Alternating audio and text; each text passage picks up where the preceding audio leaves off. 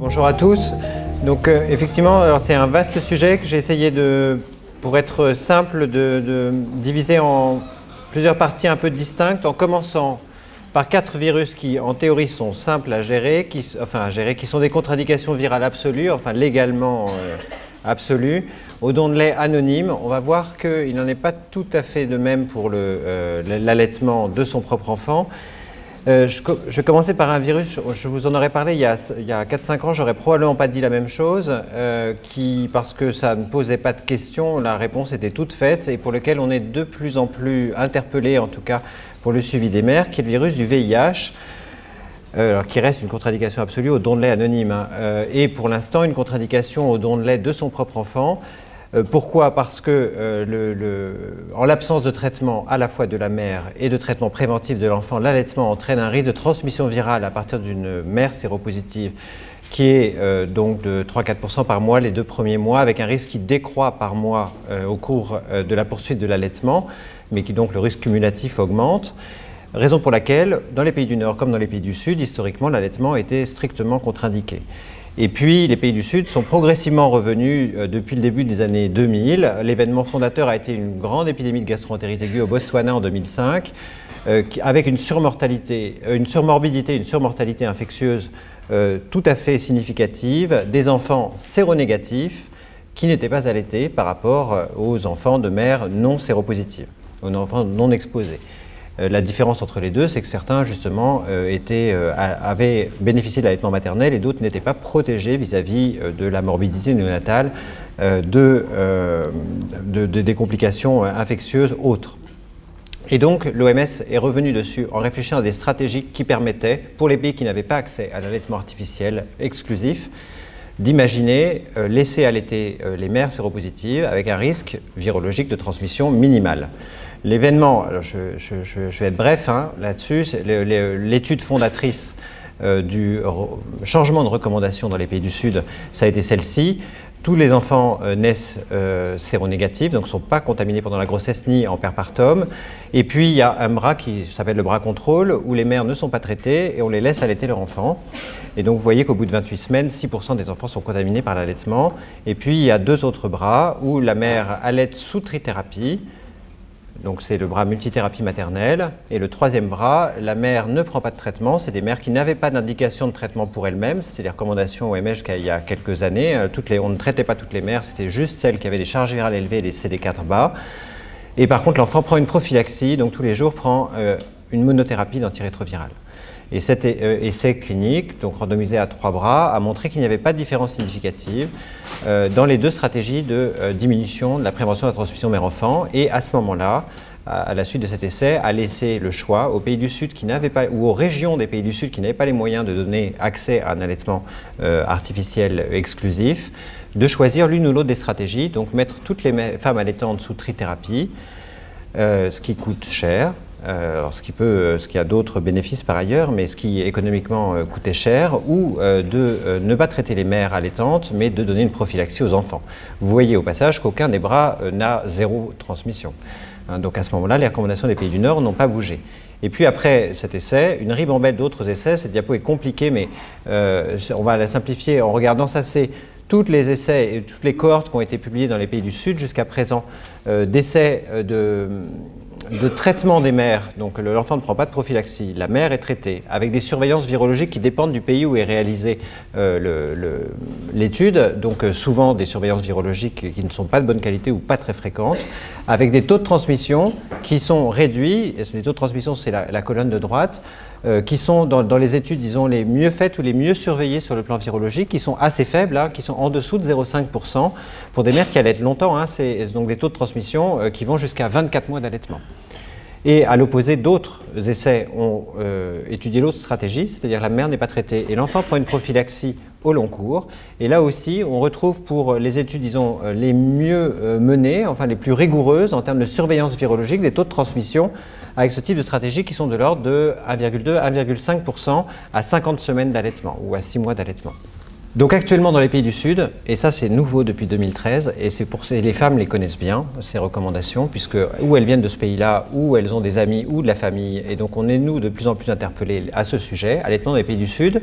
L'allaitement mixte, là pour le coup, est formellement contre-indiqué par l'OMS, et l'allaitement maternel est possible dans les pays, les régions où l'allaitement artificiel n'est pas possible. Sous couvert, ça c'est donc comme ça dans les pays du Sud, sous couvert d'une trithérapie maternelle qui est poursuivie au moins jusqu'à 1 semaine après l'arrêt de l'allaitement, et l'enfant reçoit une prophylaxie brève de l'ordre de 6 semaines.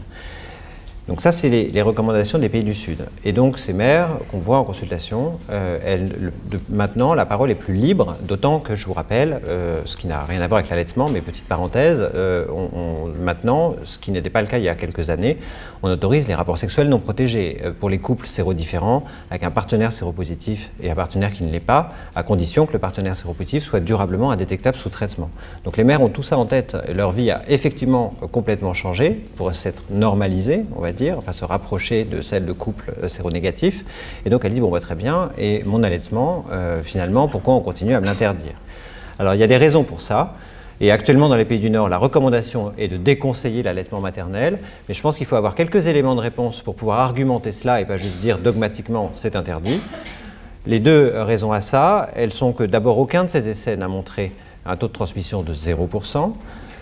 Donc là, c'est ce qu'on cherche quand même, nous, à viser dans les pays du Nord où l'accès à l'allaitement artificiel est facile. Et l'autre raison de ça, elle est physiopathologique et qui a donc un changement des propriétés des lymphocytes au moment où ils passent du sang maternel dans la glande mammaire, où ils s'activent plus facilement et on a plus de contamination par des cellules infectées où le virus se réactive en fait en passant dans le lait maternel. Donc il y a une raison physiopathologique. Tout ça, ça s'argumente, mais je pense que le message, bien sûr, en soi, pour l'instant, le VIH pour nous, dans les pays du Nord, c'est simple, puisque c'est interdit pour le don anonyme de lait et c'est déconseillé pour l'allaitement maternel de son propre enfant. Néanmoins, je pense que je vous donnais ces quelques éléments de réponse parce que nous, pédiatres, en tout cas qui nous intéressons à la question, on est de plus en plus sollicités et je pense que il faudrait que notre message soit le plus argumenté, en tout cas le moins dogmatique possible pour que le message passe, parce qu'en pratique, il ne faut pas se leurrer, pour ces mères-là, qui sont beaucoup des mères migrantes, il y a un poids de stigmatisation de ne pas allaiter dans leur famille élargie qui est extrêmement important. Et dans le pays dont elles viennent, les seules qui n'allaitent pas, ce sont les mères séropositives. Donc pour le coup, c'est un poids très très fort, donc on peut les aider à assumer, mais il ne faut pas nier la question et aller au-devant éventuellement des questions qu'elles n'oseront pas poser. Je vais être plus rapide sur les hépatites. Hépatite B, hépatite C, contre-indication formelle au don de lait anonyme. Par contre, aucun de ces deux virus ne contre-indique l'allaitement de son propre enfant. Alors, on sait que les PCR virales, quand on le fait dans le lait maternel, peuvent être positives à partir de mères infectées par l'hépatite B ou l'hépatite C, mais on ne connaît pas de cas documentés de transmission via l'allaitement du virus de l'hépatite B, même avant la vaccination néonatale, ni de l'hépatite C. On sait par ailleurs que la sérovaccination fonctionne très bien pour l'hépatite B, pour autant qu'elle soit faite convenablement. Et donc ça, c'est donc toute la différence pour ces deux virus, contre-indication légale absolue au don de lait anonyme. Par contre, la recommandation est de laisser ces mères allaiter leur propre enfant. La seule restriction est d'éviter l'allaitement en cas de fissure ou de saignement au niveau des mamelons. Un virus qui est encore trop méconnu, qui est l'HTLV, qui est le 4e virus qui est formellement contre-indiqué pour le don anonyme. Petit rappel sur l'HTLV, le mode principal de transmission de l'HTLV, c'est justement l'allaitement maternel. Le risque de transmission via le lait, il est d'à peu près 20%, surtout pour les allaitements prolongés de plus de 6 mois. Je vous ai remis sur la carte là les zones de forte prévalence de l'HTLV dans le monde, ce qui est en fait une grande partie de nos femmes, enfin de celles qui ne sont pas originaires de France métropolitaine, mais pour ce qui nous concerne, et une grande partie de l'Afrique subsaharienne, d'Amérique latine, mais également des Antilles, et pour ce qui est des départements d'outre-mer, donc tous les départements français d'Amérique. Il y a plus de 10 millions de patients qui sont infectés par l'HTLV dans le monde. Certes, c'est une infection qui reste asymptomatique dans plus de 90% des cas. Je vous ai rappelé les deux principales complications de cette maladie qu'on ne sait pas traiter actuellement. Il y a 1 à 5% des patients qui développent des leucémies ou des lymphomes T de l'adulte et 1 à 4% qui ne sont pas les mêmes patients généralement, qui développent des pathologies chroniques inflammatoires du système nerveux central. Aucun traitement satisfaisant de ces complications tumorales ou inflammatoires. Donc les recommandations, contre-indication à l'allaitement dirigé et au don de lait, donc avec un dépistage systématique des donneuses pour les dons anonymes. Et par contre, ce qui est probablement parce que l'HTLV est encore mal connu, Enfin, mal connu, oui. En tout cas, on évoque probablement cette situation dans un trop faible nombre de cas. Normalement, les recommandations pour l'allaitement de son propre enfant est de dépister systématiquement, alors en anténatal, pour pouvoir anticiper sur ces questions, les parturientes qui sont originaires d'une zone de haute endémicité. La zone de haute endémicité, elle est donc vaste dans le monde. Donc à un moment, il faut arriver à placer ça dans l'algorithme de suivi de ces femmes qui sont régulièrement suivies pendant la grossesse, et puis pour les informer du risque, parce qu'une fois qu'on les a laissées allaiter, à vrai dire, sinon ça suppose de dépister convenablement. Il n'y a pas de traitement prophylactique pendant l'allaitement. L'HTLV qui a beau être un rétrovirus, ça ne fonctionne pas comme le VIH, on ne peut pas mettre l'enfant sous traitement antirétroviral préventif. Donc la vraie question est, est-ce que le dépistage, alors intuitivement, je pense que, alors c'est un peu hétérogène probablement suivant les pratiques, je pense que le dépistage n'est pas réellement effectué de façon exhaustive pour toutes ces femmes à risque, mais je pense qu'il vaut le coup pour toutes ces parturientes, à condition qu'elles soient originaires d'une zone de haute endémicité, et deux, qu'elles envisagent évidemment d'allaiter. Quand elles ont un projet d'allaitement, ça vaut le coup de leur faire une sérologie HTLV. Donc ça c'était pour... Voilà, symbolisé pour ces 4 virus qui sont tous les 4 contre-indiqués pour le don de lait anonyme, les particularités pour l'allaitement maternel de son propre enfant. On change de virus avec, cette fois, ceux qui ne sont pas contre-indiqués légalement, qu'on ne dépiste pas légalement, les virus transmissibles qui sont en fait peu ou parfois pathogènes. Pour ce qui est du CMV, c'est assez simple, parce que le CMV, maintenant, on connaît bien. Évidemment, comme vous savez, le CMV est retrouvé dans le lait des mères, certes des mères virémiques en primo-infection, mais également des mères préimmunisées. Et dans 96% des cas, il y a une réactivation dans le lait. Donc, ce n'est pas parce que la mère n'est pas en primo-infection qu'elle n'excrète pas du CMV dans son lait. Avec une gravité potentielle de l'infection postnatale, on ne parle pas du materno-fœtal, on parle du postnatal, une gravité potentielle de l'infection postnatale à CMV, essentiellement chez le prématuré, avec des recommandations que vous connaissez qui sont assez simples, puisque la pasteurisation fonctionne très bien, donc de pasteuriser le lait uniquement chez le lait destiné aux prématurés, et un allaitement libre, entre guillemets, sans dépistage des mères, chez l'enfant à terme, à quelques rares exceptions. Effectivement, on en discute ponctuellement au cas par cas pour certains enfants extrêmement immunodéprimés, etc., pour lesquels ils rejoignent le circuit de pasteurisation du lait maternel. Et pour le CMV, les choses sont assez claires, parce qu'elles sont maintenant assez bien connues. Pour le virus Zika, dont on a beaucoup parlé il y a quelques années, et qui, comme vous savez, l'épidémie va plutôt mieux actuellement, sans qu'on sache exactement pourquoi, en Amérique latine, mais reprendra à un autre moment, je ne sais pas où exactement dans le monde. Donc le virus Zika, maintenant, on sait que formellement, ce virus est présent dans le lait maternel des patientes affectées. On sait qu'il persiste au moins jusqu'à 33 jours chez une parturiente qui a développé une infection à 36 semaines de grossesse. C'est en tout cas le maximum de ce qu'on sait actuellement, en sachant que la majorité des gens qui attrapent une infection par le virus Zika sont totalement asymptomatiques. Donc encore faut-il repérer les parturientes. On sait que la pasteurisation est efficace pour inactiver le virus Zika. Il y a quelques questions qui sont actuellement non résolues ou que j'ai mis problématiques. Donc les très nombreuses infections asymptomatiques, donc non diagnostiquées chez les parturientes. Il y a des questions qu'on a de faire, en tout cas dans les zones où sévissent les épidémies, dépister tout le monde. 2, est-ce que l'infection postnatale d'un nourrisson est-elle particulièrement sévère? Ou est-ce que finalement, il va être asymptomatique dans la grande majorité des cas? Ça, actuellement, personne n'a formellement la réponse. Actuellement, les recommandations de l'OMS comme du Haut Conseil de la Santé publique est de ne pas recommander de dispositions particulières pour les femmes allaitantes qui ont une infection passée, présente ou suspectée. Et pas de disposition recommandée pour la préparation et la délivrance des laits par les lactariums, y compris en zone épidémique. Un bref mot des autres virus dits émergents. Alors Ebola, la question va être simple parce qu'Ebola c'est une infection tellement grave qu'à vrai dire, la question de l'allaitement est une micro-question par rapport à la vraie question d'Ebola. Juste brièvement, on sait que l'ARN du virus Ebola, on le retrouve très bien dans les maternelles des patientes infectées, du moins de celles qui ont survécu à l'accouchement, ce qui, en tout cas sur la dernière épidémie, n'est pas la grande majorité des parturientes, et qu'il persiste au moins jusqu'à 21 jours après le début des symptômes. Il persiste y compris après une infection maternelle asymptomatique, et on sait que la pasteurisation fonctionne bien aussi.